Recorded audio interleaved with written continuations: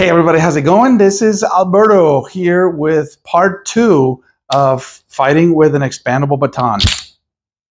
Alright guys, so instead of using an expandable baton for this video, I'm just going to use a stick, one of my Screamer sticks. But the techniques work the same no matter what you use, right? Whether you use a stick, a piece of a broomstick, a wrench, heck, you could even use a water bottle or a cell phone. The techniques are the same.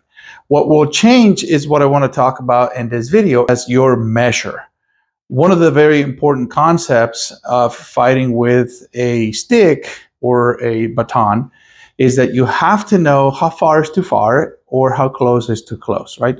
So if this was my attacker or my target, if you will, right? So if I stay at this distance, I can't hit him. It's too far. So if you remember from part 1, and I'll put the video here of part 1, anytime you strike from the right side, you would take a step with your right foot. If you strike from the left, I would take a step with the left. Now the step can be forward, the step can be sideways, or the step can be back. It all depends on your measure. So if I was already in this range, obviously I can hit the target, but if this attacker also had a stick, I am in danger because I am in range as well. So if I'm going to throw a right-sided strike, I am going to retract my left foot, in effect ending in the same position as if I had started far back and then taken a step forward with my right foot. So knowing your measure, knowing how far is too far. So for example, here, I can't reach him. I can take a small step and I can reach with just the tip of the stick. If I take a large step, I'm going to be middle of the stick, possibly even my fist. So it really depends on what I want to target, right? So if he had a stick and I want to hit the hand, not the stick, I obviously have to go deeper into the target, which puts me more in danger. So you have to kind of learn this distance, the measured distance, if you will. And the best way to do it is sparring. So you have to find a willing friend that's not going to hurt you. Don't go out looking for trouble on the street, but you have to find a willing friend. Get a couple of foam swords, the ones that they sell at kids toys stores, and just spar, right? Try to hit each other with one of those foam swords and try to visualize and memorize, like, what does it take to reach somebody with a stick, right? Once you master your distances, then you can start going into selecting your targets, and we'll deal with that on part 3. Now, I don't walk around society with a stick kind of here on a holster, right? I don't carry a baton. It will be far more common that you will find an attacker with a blunt weapon, hammer, a stick, a piece of a broom, a billy club, whatever, right? A flashlight, one of those big flashlights that the truckers use. So it will be far more common that you find somebody attacking you and you have nothing but your hands, right? So if that's the case, now measure really plays an important role, because I have to know how far is safe enough, right? If this attacker had a stick and I'm here, I'm going to take hits in heads and arms and body and knees. This will be devastating for me, right? This sparring that I mentioned you could do with a friend would not only teach you how far you need to be to hit somebody, but it will also teach you how far you need to be safe if you're being attacked.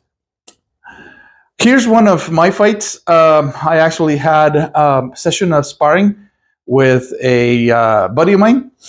I am unarmed and he has a stick, right? So his goal is to hit me in the head. Would be a pretty bad deal. So we'll call that a lethal threat. Hands would be very devastating. It would disable me from continuing the fight. Knee would be another thing. You get hit in the knee with a stick, you're basically going to go down on the ground. Very easily you can take hits on the biceps, here on the lower part of the torso, not on the ribs, right? But like if you're here and you take a hit below the elbow and above the hip, even in the legs, that's muscle. It's gonna hurt, but it's not going to disable and take you out of the fight. A hit in the temple, a hit in the face, hit in the throat, elbows, hands, knees, that would definitely take you out. So one of the things that you have to do when you are disarmed and the other person has a stick is, I want to cover my head. I'm right-handed, so I'm gonna start with my right foot back. I'm gonna cover my head as much as possible.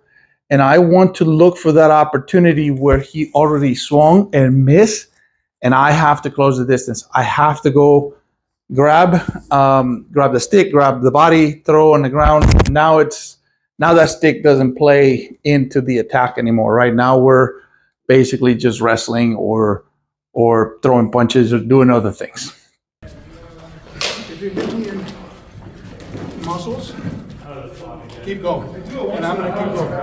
If you hit me in hands, head, elbow, or knee, you won. Okay, so hands, elbow, head, or knee wins. Everything else.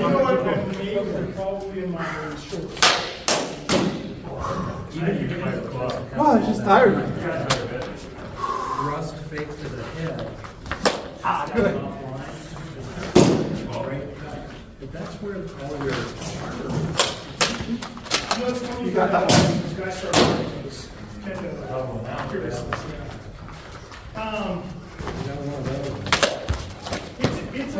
It is an effective, can be effective technique, but honestly, you can say it is,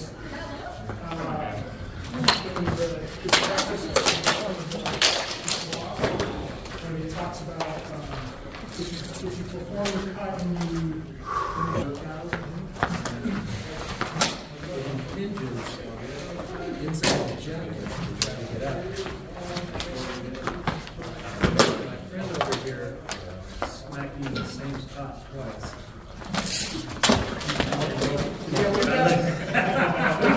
we've got two guys in this level, one hit to the side every time it happens. Yeah. So I'm sitting here rethinking that whole, leaving that thing at home. You know, I've told you the story before. Good. We were in the club. No. We had, we used to park. Nice. We only had 5 guys total. I used to love taking people in the sides. I used to pay high on the wrist. Right. They're almost like we're,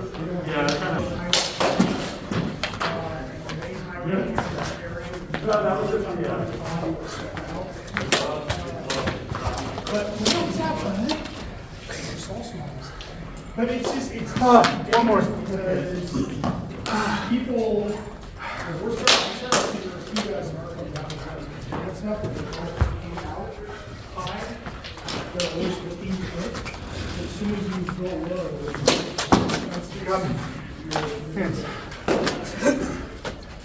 Get a partner. Get a couple of foam swords. If you don't have that, get a couple of pool noodles and a piece of, I don't know, a firm stick, something small, you know. Safety glasses, because you don't want to damage your eyes. And you can go light and just try to figure out, like, how far is too far.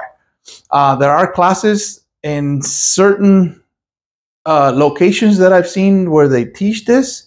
I do that as well in Arizona. But yeah, try it out. And good luck.